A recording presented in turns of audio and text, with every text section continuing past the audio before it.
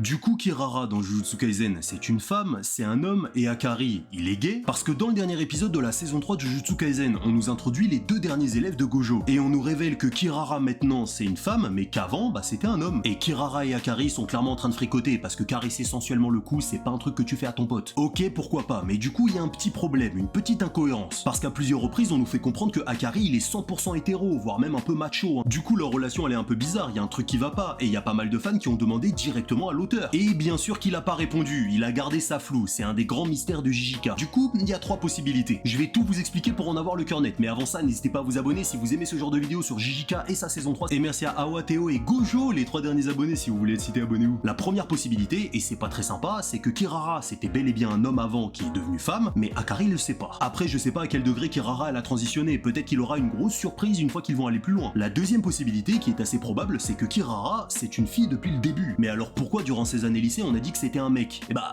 les garçons manqués, ça existe. Pour s'adapter au système qui est plutôt masculin, Kirara s'est fait passer pour un homme durant tous ses années lycée, et une fois qu'elle a quitté, elle s'est libérée. Et la troisième possibilité, c'est que Kirara était un homme qui est devenu femme, une trans, et que Akari, il est tout à fait d'accord avec ça. Ça marcherait aussi avec le personnage d'Akari, qui fait tout le temps le mec, qui veut tout le temps montrer, qui fait le gangster. Après bon, je sais très bien que ce débat, c'est juste pour pas que vous vous sentiez coupable lorsque vous êtes en train de vous pougner sur la meuf, hein.